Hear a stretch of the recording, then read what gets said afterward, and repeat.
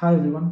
பிப்ரவரி 14, 2025 அன்னைக்கு Kalinga institute of industrial டெக்னாலஜியில் ஒரு நார்மலான நாள் ரொம்ப மோசமான நாளாக மாறியிருக்கு. ஒரு நேபாளி ஸ்டூடெண்ட் பிரகிருதி லம்சால் தன்னுடைய ஹாஸ்டல் ரூமில் இறந்தபடி கண்டெடுக்கப்பட்டிருக்காங்க. இந்த சம்பவம் நடந்த ஒரு சில மணி நேரத்திலேயே இந்த நியூஸ் அந்த கேம்பஸ் முழுக்க பரவிடுச்சு. அதுக்கப்புறம் நடந்ததெல்லாம் என்ன, இந்த இன்சிடென்ட்னால இந்தியா நேபாளுக்கு என்ன மாதிரியான நெருக்கல்கள் வந்திருக்கு அப்படிங்கிறத இந்த வீடியோவில் ஃபுல்லாக நம்ம கவர் பண்ண போகிறோம். இந்த இன்சிடென்ட் மூலிமா நம்ம என்னெல்லாம் தெரிஞ்சுக்க வரோம் அப்படின்னா, எப்படி ஒரு இன்சிடென்ட் மிகப்பெரிய மாணவ போராட்டமாக மாறிச்சு, அட் த சேம் டைம் இன்ஸ்டிடியூஷனோட உண்மையான முகம் என்ன, இந்த கேஐஐடி ட்ராஜடிக்கு பின்னாடி இருக்கிற உண்மையான ஸ்டோரி என்னங்கிறத இந்த வீடியோவில் தெளிவாக பார்க்கலாம். வீடியோவை ஸ்கிப் பண்ணாமல் கடைசி வரைக்கும் பாருங்கள், முழு விவரத்தையும் நீங்கள் தெரிஞ்சுக்கலாம். வாங்க வீடியோக்குள்ளே போகலாம். இந்த ட்ராஜடி பற்றி பேசுறதுக்கு முன்னாடி அந்த பெண்ணை பற்றியும் கொஞ்சம் தெரிஞ்சுக்கலாம். யார் அந்த பிரகிருதி லம்சால்? பிரகிருதி லம்சால் ஒரு பிரைட்டான ஸ்டூடெண்ட், கோடிங்கை ரொம்ப விரும்பி படிக்கக்கூடிய ஒரு பெண். என்னைக்காச்சும் ஒரு நாள் ஒரு டாப் டெக் கம்பெனியில் பிளேஸ் ஆயிடுவோம் அப்படின்னு ஒரு நம்பிக்கையோடு படிச்சுட்டு இருந்த ஒரு பெண் தான் பிரகிருதி லம்சால். இன்னொரு புறம் பார்த்தா ரொம்ப ஃப்ரெண்ட்லியான பொண்ணு, அட் த சேம் டைம் ரொம்ப கடினமாக உழைக்கக்கூடிய ஒரு பெண்ணும் கூட. என்னதான் அந்த பெண் அகாடமிக்கில் இவ்வளோ சக்ஸஸாக இருந்தாலும் அந்த பொண்ணுக்கு நிறைய பர்சனல் இஷ்யூ இருந்திருக்கிறதா அந்த ரிப்போர்ட்டில் மென்ஷன் பண்ணப்பட்டிருக்கு. இப்போது இந்த சம்பவத்து மூலிமா அந்த பெண்ணோட மிக நெருங்கிய ஆண் நண்பர் மேலே தான் இப்போ எல்லாத்தோட கண்ணும் போயிருக்கு. மேபி அந்த ஆண் நண்பர் தான் இந்த இன்சிடெண்ட்டுக்கு முக்கியமான காரணமாக இருக்குமோன்னு கூட கருதப்படுது. பிப்ரவரி 16, 2025 அன்னைக்கு கேஐஐடி ஹாஸ்டல் நிர்வாகிகள் பிரகிருதி லம்சால ஒரு ரூம்ல இருந்து கண்டெடுக்கப்பட்டிருக்காங்க. அந்த ரூம்ல இருந்து கண்டெடுக்கும் போது ரொம்ப அமைதியா இருந்ததாகவும், அதே டைம்ல அந்த எமர்ஜென்சி சர்வீஸ்க்கும் இன்ஃபார்ம் பண்ணியிருக்காங்க. அந்த எமர்ஜென்சி சர்வீஸ் வரத்துக்குள்ளேயே அவங்களோட உயிர் பிரிஞ்சிருச்சு.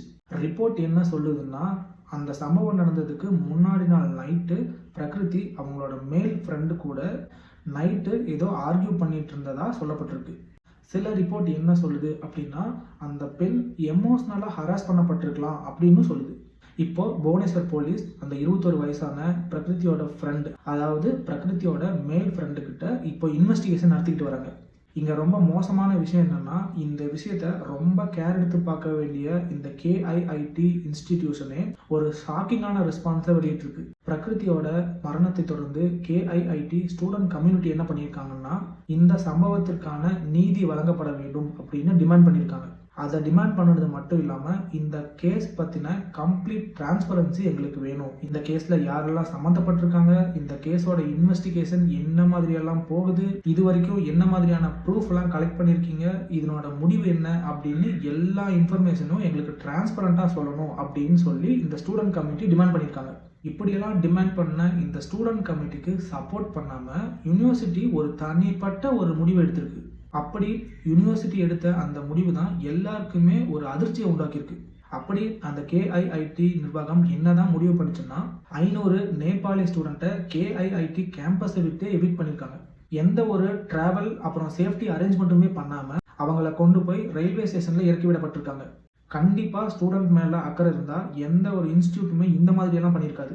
ஸ்டூடெண்ட் தரப்புல இருந்து என்ன மாதிரியான கேள்விகள்லாம் எழுப்பப்பட்டிருக்குன்னா, நாங்கள் இந்த இன்சிடெண்ட்டுக்கான நீதி தானே கேட்டோம், அதுக்கு ஏன் எங்களை கிரிமினல்ஸ் மாதிரி ட்ரீட் பண்ணுறீங்க அப்படின்னு கேள்வி எழுப்பியிருக்காங்க. கேஐஐடி அத்தாரிட்டிஸ் மோசமாக எடுத்த இந்த முடிவுனால தான் இந்த சம்பவம் இந்தியாவில் மட்டும் இல்லாமல் வெளிநாட்டிலையும் பரவிருக்கு. இந்த இன்சிடெண்ட்டை பற்றி Nepal prime minister KP Sharma Oli என்ன சொல்லியிருக்காருன்னா, வெளிநாட்டுக்கு படிக்க வந்த எங்கள் நேபாள் ஸ்டூடெண்ட்டை இந்த மாதிரி மிஸ்ட்ரீட்மெண்ட் பண்ணுறத ஒருபோதும் எங்களால் ஏற்றுக்கொள்ள முடியாது. அப்படி அந்த எவிக்ட் பண்ணப்பட்ட ஸ்டூடெண்ட்டுக்கு உதவுறதுக்கு நேபாளோட எம்பசி ஹெல்ப் பண்ணும் அப்படின்னு சொல்லி அவர் தெரிவிச்சிருக்காரு. இந்த போராட்டம் நாளுக்கு நாள் இன்னுமே தீவிரமாயிட்டே போகிறதுனால நேபாளை சேர்ந்த 2 ஹையர் அஃபீஷியல்ஸை அனுப்பி ஒடிசாவோட சீஃப் மினிஸ்டரான மோகன் மஞ்சி அவர்களை சந்தித்து இந்த இன்சிடெண்ட்டுக்கு தக்க நடவடிக்கை எடுக்க வேணும் அப்படின்னு அறிவுறுத்தியிருக்காங்க. இதை பற்றி ஒடிசா சிஎம் மோகன் மஞ்சி என்ன சொல்லியிருக்காருன்னா, கண்டிப்பாக நேபாள் மக்களுக்கு இந்த இன்சிடெண்ட்கான நீதி வழங்கப்படும். அது மட்டும் இல்லாமல் யூனிவர்சிட்டி அதிகாரிகள் ஏதாச்சும் தப்பு செஞ்சுருக்காங்க அப்படின்னு கண்டுபிடிக்கப்பட்டுச்சுன்னா அவங்க மீதும் தக்க நடவடிக்கை எடுக்கப்படும் அப்படின்னு சொல்லியிருக்காரு. இந்த இன்வெஸ்டிகேஷன் மூலிமா பிரகிருதியோட அந்த மேல் ஃப்ரெண்டான அந்த 21 வயசு பையனை அரெஸ்ட் பண்ணப்பட்டிருக்கு. அப்படி அரெஸ்ட் பண்ணப்பட்டதோட விடாமல் சூசைட் அப்புறம் அந்த எமோஷனல் அபியூஸ்க்கான ஐபிசி செக்ஷன் படி ஒரு கேஸும் போடப்பட்டிருக்கு. அந்த பையன் மேலே போடப்பட்டிருக்கிற குற்றம் மட்டும் நிரூபிக்கப்பட்டுச்சுன்னா கண்டிப்பாக கடுமையான சிறை தண்டனை கொடுக்கப்படும் அப்படின்னு லீகல் எக்ஸ்பர்ட் சொல்லியிருக்காங்க. இந்த இன்சிடென்ட்டுக்கு அப்புறம் அந்த யுனிவர்சிட்டியோட அணுகுமுறை எப்படி இருக்கும் அப்படின்னு மிகப்பெரிய கேள்வி ஒன்று எழுந்திருக்கு. இந்த இன்சிடென்ட் எதை தெளிவாக சொல்ல வருது அப்படின்னா, ஸ்டூடெண்ட்ஸ் இந்த மாதிரியான பிரச்சனைகள்லாம் மாட்டிக்கிறாங்க அப்படின்னா அதில் இந்த யூனிவர்சிட்டிஸ் எந்த மாதிரிலாம் செயல்படுது அப்படிங்கிறத தெளிவாக இந்த இன்சிடென்ட் எக்ஸ்போஸ் பண்ணுது. எல்லா யூனிவர்சிட்டிஸும் என்ன மாதிரியான விஷயங்கள்லாம் மாற்றிக்கணும் அப்படின்னா, முதல் விஷயம், யூனிவர்சிட்டிஸ் எல்லாமே ஸ்டூடெண்ட்ஸ்க்கு ஒரு ஸ்ட்ராங்கான மென்டல் சப்போர்ட் கொடுக்கணும். ஒவ்வொரு மாணவர்களுக்கும் ப்ராப்பரான கவுன்சிலிங் வழங்கப்பட வேண்டும். அப்போதான் மாணவர்கள் இந்த மாதிரி தப்பான முடிவுக்கு எதுக்கும் போயிட மாட்டாங்க. ரெண்டாவது, நடத்தப்படுற எல்லா இன்வெஸ்டிகேஷனும் ரொம்ப முறையாகவும் அட் த சேம் டைம் டிரான்ஸ்பரண்ட்டாகவும் இருக்கணும்.